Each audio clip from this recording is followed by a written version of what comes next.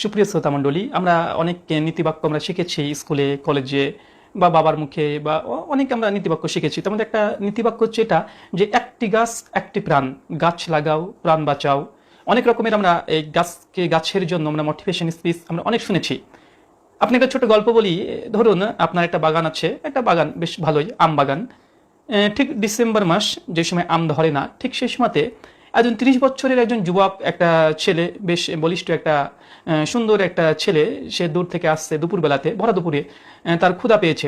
এখন সে দূর থেকে ভাবছে ওখানে তো একটা গাছের একটা বাগান আছে, যাই ওখানে কিছু পাই কিনা দেখি, যদি পাই তবে আমি ওখান থেকে গাছ থেকে কিছু আমি ফল আমি খাবো। এই উদ্দেশ্যে যদি একটা যুবক 25-30 বছর বয়স ছুটে এসে দেখছে আসলে বাগানের যে গাছগুলো আছে সবগুলো আম গাছ। আর ডিসেম্বর মাস স্বাভাবিক যে সেই সময়তে আমের মৌসুম না, আম পাওয়া যাবে না।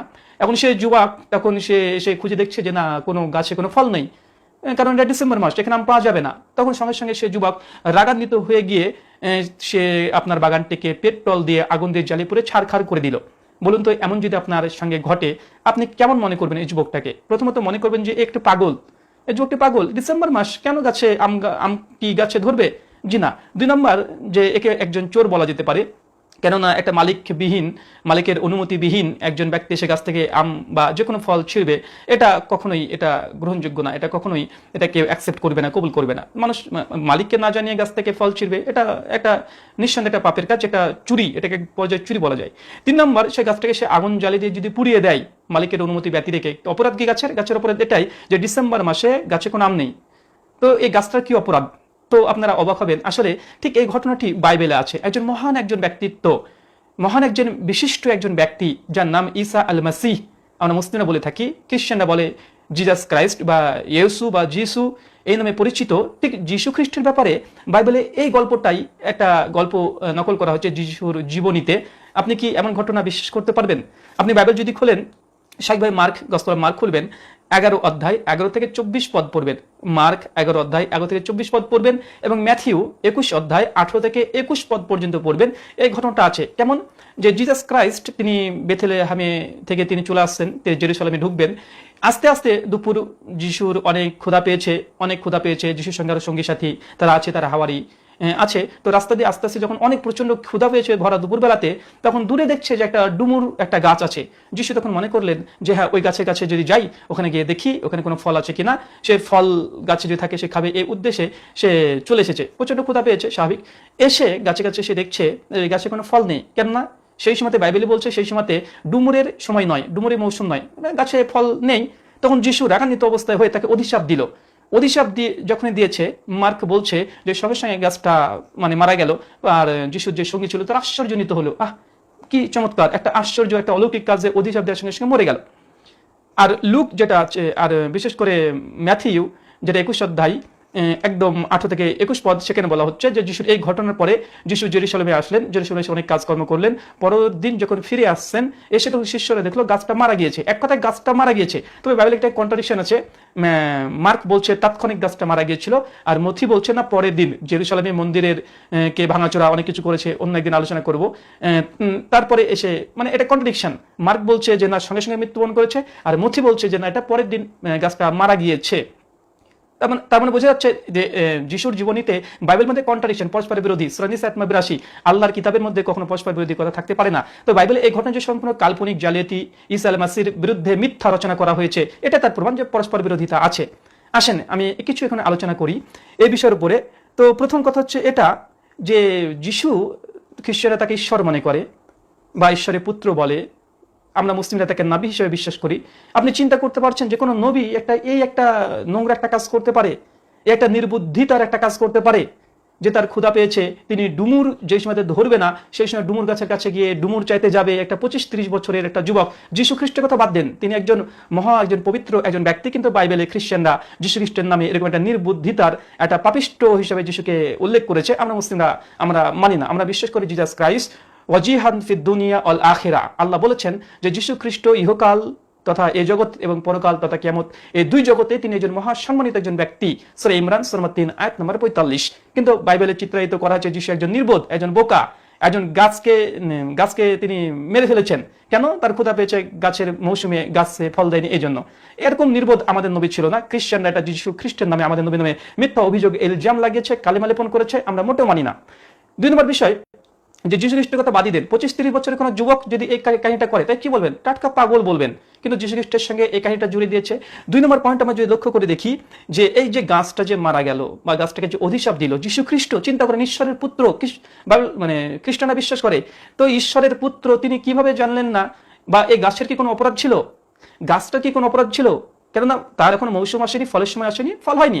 কোনো 25-30 বছরের যুবক যদি ডিসেম্বর মাসে আম গাছ গিয়ে যদি আম চাই, তো এটা কার দোষ? এটা কি পাগল যে চাইছে তার দোষ নয়? এখানে আমের তো সময় না, এখন আম চাইলে তো পাবে না। এর জন্য কি পেট্রোল দিয়ে আগুন দিয়ে জ্বালে পুড়ে ছাড়খাড় করে দিবেন?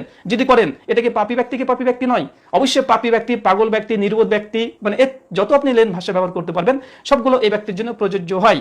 তো যীশু খ্রিস্ট একটা নির্বোধের মতো নিজে কাজ করেছে বাইবেল অনুসারে, তারপরে গাছটাকে তিনি অভিশাপ দিয়ে দিলেন। গাছটাকে অভিশাপ দেওয়ার দরকার কি? গাছটা কোনো অপরাধ আছে? কোনো অপরাধ নেই, গাছটার অপরাধ কিছু নেই, কিন্তু যীশু খ্রিস্ট তাকে অভিশাপ দিয়ে গাছটাকে মেরে ফেললেন, গাছকে মেরে ফেললেন। আশ্চর্য হয়ে যাচ্ছেন, আরো আশ্চর্য হবেন যে গাছটাকে তিনি মেরে ফেললেন। বাইবেলে এমন কাহিনী অনেক আছে। একজন নবীর কথা বর্ণনা করা হয়েছে, যেটা ইলিশা নবী, যেটা 2 রাজবলী 2:24 একটা ঘটনা বলা আছে। ইলিয়াসা নবীকে শুধু একটা ছোট্ট একটা যুবক, একটা ছেলে শুধু বলেছিল টাক বলেছিল, এই জন্য ইলিয়াসা নবী সঙ্গে সঙ্গে বাচ্চা পরে রাগান্বিত হয়ে গিয়ে 42খানা মানে ভাল্লুক দিয়ে ওই 42 জন ছোট ছোট শিশুকে হত্যা করেছে। যদি বাইবেলে এই ঘটনাটাকে নিয়ে ইলিয়াস নবীর এই ঘটনা হতে পারে, এখানে ছোট বাচ্চা ছিল যে নবীকে মানে ইলিয়াসকে তাকে কটু মন্তব্য করেছে, এই জন্য মেরেছে। কিন্তু 42 জন সন্তানকে ছেলেকে মেরে ফেলবে, এটা উচিত না, এটা একটা নির্বোধের পরিচয়, এটা অমানবিক কাজ। তারপরে যদি ধরে নিই, তো যাই হোক, ছেলেগুলো অপরাধ করেছিল, কিন্তু গাছটা কি কোনো অপরাধ করেছিল? কোন অপরাধ করেনি। তারপরে জিসাস ক্রাইস্ট সেই গাছটাকে অভিশাপ দিল। গাছের তো কোনো অপরাধ না, গাছ কার হুকুম মানে? গাছ তো ঈশ্বরের হুকুম মেনে চলে, গাছ তো ঈশ্বর হুকুম মেনে চলে। ডিসেম্বর মাসে আম পাওয়া যাবে না, ডিসেম্বর মাসে লিচু পাওয়া যাবে না, সমস্ত বাঙালি আমরা জানি। কিন্তু যীশু খ্রিস্ট তিনি এতই নির্বোধ তিনি ছিলেন বাইবেল অনুসারে, নাউজুবিল্লাহ মিন জালিক, যে তিনি মানে ডুমুরে ফল নয়, সিজন নয়, সেই সময় তিনি ক্ষুধার জ্বালায় ছটফট করতে গিয়ে তিনি তার কারামতির জাদু তিনি জানতেন, বা তিনি এটা জানতেন, গাছটাকে তিনি মেরে ফেললেন। অতীব আশ্চর্য বিষয়। আরেকটি বিষয় মনে রাখবেন, যে একটা গাছকে কি হত্যা করা বা মেরে ফেলা, এটা কি অপরাধ নয়? এটা কি পাপ নয়?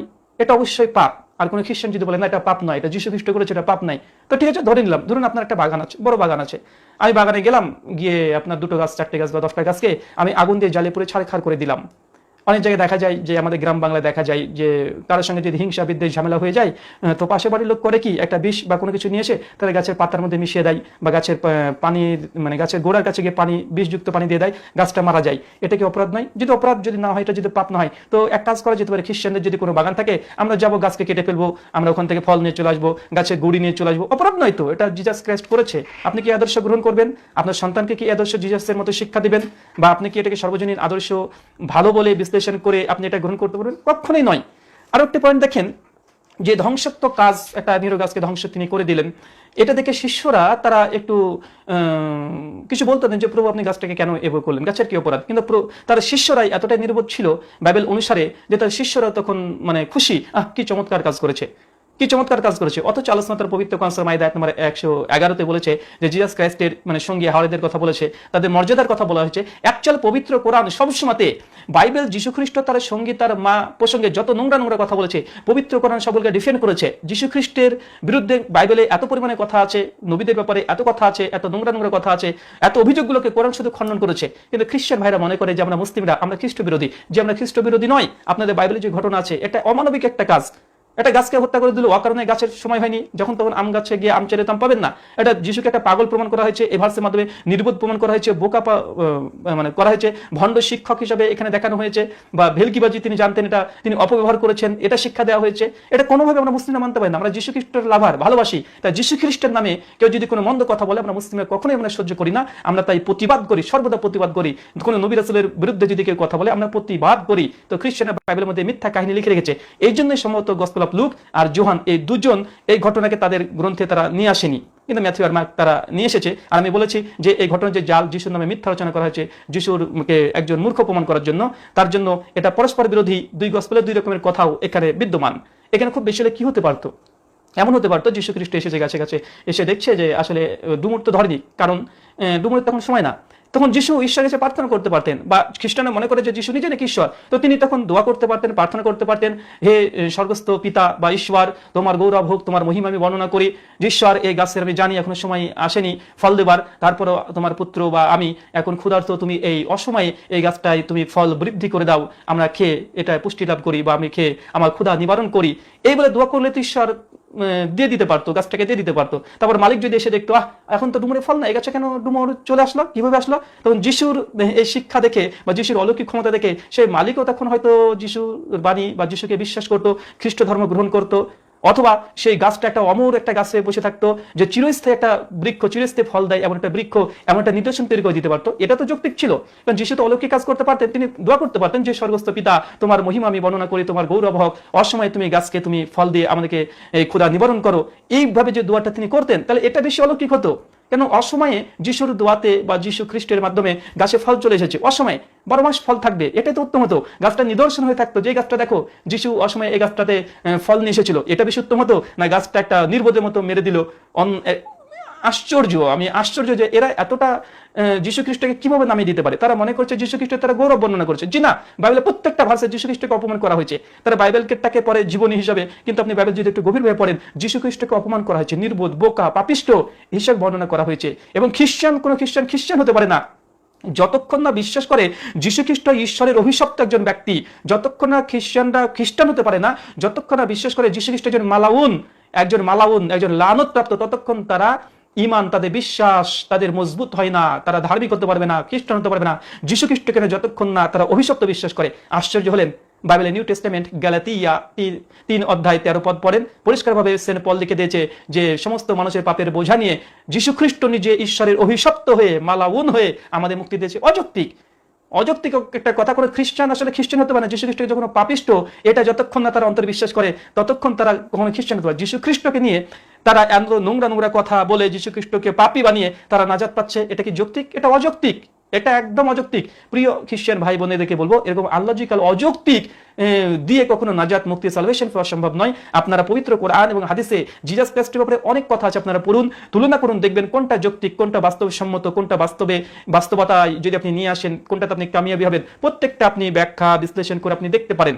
জিসাস খ্রিস্টের ব্যাপারে যে কথাগুলো আছে, এগুলো কোনোভাবেই এটা গ্রহণযোগ্য হতে পারে না, এটা অনৈতিক। গাছকে হত্যা করে দিল, আশ্চর্য। অথচ আপনি ইসলামী শিক্ষা দেখেন, যীশু খ্রিস্ট গাছকে হত্যা করেছে। আমাদের নবী মুহাম্মদ সাল্লাল্লাহু আলাইহি ওয়াসাল্লাম তিনি বলেছেন, সহিহ বুখারী হাদিস নাম্বার 2320 এবং সহিহ মুসলিম 1522 নম্বর হাদিসে আল্লাহ রাসূল বলছেন যে কোনো ব্যক্তি যদি একটা গাছ লাগায় আর সেই গাছের ফল যদি একটা পাখি খায় বা কোনো একটা প্রাণী যদি খায়, এই যে গাছের ফল যে পাখি বা কোনো প্রাণী খাচ্ছে, এর জন্য গাছের মালিক নেকি পাবে, এর জন্য গাছের মালিক একটা নেকি পাবে, মানে তার পুণ্য হবে, এটা তাকে জান্নাত যাওয়ার জন্য, স্বর্গে যাওয়ার জন্য মানে একটা নেকি জমতে থাকবে। আল্লাহ রসুল তিনি গাছ লাগানোর জন্য উদ্বুদ্ধ করেছেন যে গাছ লাগাও, আর এই গাছের ফল যদি কোনো প্রাণী যদি খেয়ে নেয়, কোনো পাখি যদি খেয়ে নেয়, তাহলে তোমরা নেকি পাবে। তোমরা চিন্তা করো না যে পাখি খাচ্ছে হলে পাখিকে তাড়িয়ে দিবেন বা পাখির সঙ্গে অন্যায় আচরণ করবে, এমনটা নয়। খেতে দেন, পাখি যত ফল খাবে তত আপনার নেকি জমতে থাকবে। এটা বিশ্বনবী আমাদের শিক্ষা দিয়েছেন। অপরদিকে যীশু খ্রিস্টের শিক্ষা বাইবেল অনুসারে যদি আমরা মুসলিমরা মানি না, যীশু খ্রিস্ট এমন আচরণ করতে পারে না, এটা যীশু খ্রিস্টের নামে মিথ্যা কথা ঢোকানো হয়েছে। দেখেন হাদিস দেখেন, বিশ্বনবী আরো বলেছেন, আদাবুল মুফরাদ হাদিস নাম্বার 479-তে আল্লাহ বলছেন যে তোমাদের মৃত্যুর আগে অন্তত একটা হলো গাছ লাগাও, কারণ এই গাছ থেকে যে ফল থাকবে, মানুষ যদি সেই ফল খায়, কোনো প্রাণী যদি সেই ফল খায়, কোনো মানে কাকপক্ষী যদি ফল খায়, তোমরা নেকি পাবে, পূর্ণ হবে। দেখেন গাছ লাগানোর কথা বলা হচ্ছে। আরো দেখেন একাধিক জায়গাতে আছে, আল্লাহ সাল্লাল্লাহু আলাইহি ওয়াসাল্লাম তিনি বলেছেন, আবু হুরায়রা থেকে হাদিসটা বর্ণনা আছে সুনান আবু দাউদ হাদিস নাম্বার 5239-এ বিশ্বনবী বলছেন যে কোনো ব্যক্তি যদি কোনো গাছটাকে কাটে, যে গাছটা মানুষকে ছায়া দান করে, মানুষের দুঃখ নিবারণ করে, কষ্ট নিবারণ করে, মানুষকে ফল দেয়, এমন কোনো গাছকে যদি অনর্থক কেউ হত্যা করে দেয়, মানে ভেঙে ফেলে, চিড়ে ফেলে, অথবা গাছটাকে কেটে ফেলে অনর্থকভাবে, তাহলে এই ব্যক্তিকে কিয়ামতের মাঠে জিজ্ঞাসিত হতে হবে। অনর্থকভাবে যদি আপনি গাছকে হত্যা করেন, যে গাছ থেকে আপনি উপকার লাভ করছেন, এটা উচিত নয়। তবে প্রয়োজন হলে আপনি গাছ কাটতে পারেন, কিন্তু অনর্থকভাবে একটা গাছকে শত্রুতা পোষণ করে আপনি গাছকে হত্যা করবেন, ইসলাম অনুমোদন দেয় না।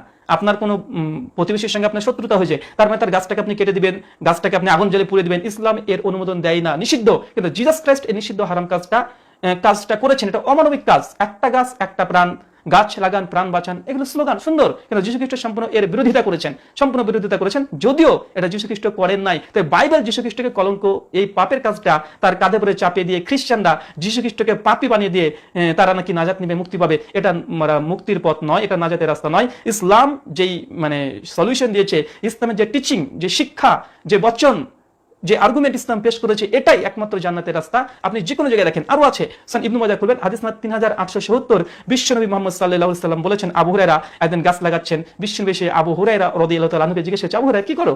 আবু হুরায়রা তখন বলছে যে আল্লাহ রাসূল আমি গাছ লাগাচ্ছি। রাসূল বলছে যে আবু হুরায়রা তুমি যতটা গাছ লাগাচ্ছ এই প্রত্যেকটা গাছের দরুন তোমাকে কিয়ামতের মাঠে জান্নাতে তোমার জন্য আল্লাহ সুবহানাহু ওয়া তাআলা একটা করে গাছ তোমাকে দেবে। মানে আপনি পৃথিবীতে যদি একটা গাছ লাগান আপনার জন্য জান্নাতে একটা গাছ আল্লাহ আপনার জন্য রোপণ করবে। কত চমৎকার শিক্ষা, কত চমৎকার শিক্ষা, যেটা আধুনিক বিশ্বে সকলে মানতে বাধ্য। কিন্তু জিজাস ক্রাইস্ট একটা নির্বোধের মতো কাজ করেছে। হওয়ার সময় কেউ ফল চাইতে যায়? 25 বছর একটা টকবগে একটা যুবক, প্রায় জিজাসের তখন বয়স 32 থেকে 33 বছর, 32 থেকে তিনি জেরুসালেমে যখন ঢুকছেন, ঢোকার দিনকার ঘটনা, প্রায় 32 বছর বয়সে টকবগে একজন যুবক, এই যুবক তারপরে আল্লাহর নবী, তারপরে একজন আল্লাহর পুত্র বলা হয়, তারপরে তাকে ঈশ্বর বলা হয়। তো ঈশ্বরের পুত্র এতটাই নির্বোধ যে কোনটা গাছের সময় কোনটা গাছের সময় না এটা তিনি জানেন না। দূর থেকে তিনি মানে অদৃশ্যের খবর জানে না, দূর থেকে তিনি তার ক্ষুধা পেয়েছে, তিনি ছটপট করে ছুটে এসে গাছটাতে ফল পেল না, তিনি মেরে দিলেন। কি একটা অযৌক্তিক একটা কাহিনী। ইসলাম এটাকে স্পষ্টভাবে, আমরা মুসলিমরা এই জিজাস ক্রাইস্টের এই ঘটনা সম্পূর্ণ মিথ্যা, জাল, খ্রিস্টানদের বানানো কাহিনী, বাইবেল একটা বিকৃত কিতাব, এটাই তার প্রমাণ, যেটা কোরআনে বলেছে।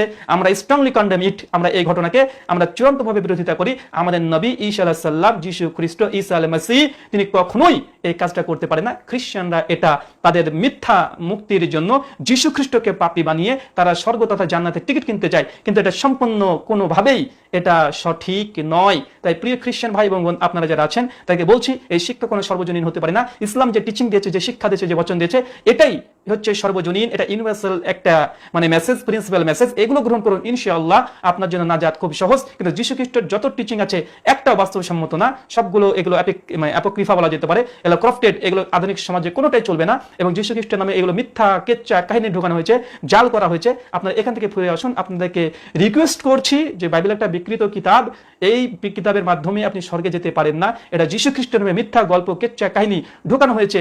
আমরা ধারাবাহিক পর্যায়ে আলোচনা করছি। আজকে 5 নম্বর এপিসোড, আমাদের 4টে পর্ব আরো আগে হয়ে গেছে। আপনারা দেখেন, বুঝতে পারেন যিশু খ্রিস্টকে খ্রিস্টানরা বাইবেলের মধ্যে কত নোংরা নোংরা অপবাদ দিয়েছে। আমি প্রত্যেকটা প্রমাণ ভিত্তিক বলছি, আপনারা চেক করে দেখতে পারেন।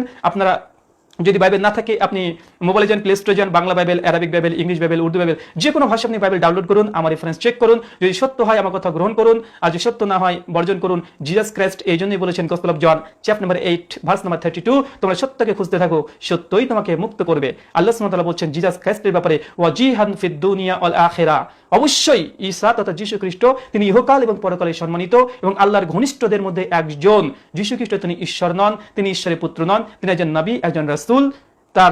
তাকে বিশ্বাস করতে হবে, মুসলিমদের এটা দাবি। আসেন বিশ্বনবী মুহাম্মদ সাল্লাল্লাহু আলাইহি সাল্লামের, আমরা তিনি যে লাস্ট মেসেঞ্জার, শেষ নবী, তার অনুসরণ করি এবং তার মাধ্যমেই এখন বর্তমান প্রেক্ষাপটে জান্নাত, এই রাস্তা ছাড়া জান্নাতে কোনো রাস্তা নেই, সালভেশন নেই, মুক্তি নেই, সত্য পেতে পারেন না। এটাই সিরাতে মুস্তাকিম, এটা সোজা এবং সরল পথ। সূরা মারিয়াম আয়াত নম্বর 36। আজকের মতো আমরা আলোচনা এখানে শেষ করলাম। ওয়া মা আলাইনা ইল্লাল বালাগ। আসসালামু আলাইকুম ওয়া রাহমাতুল্লাহি ওয়া বারাকাতুহু।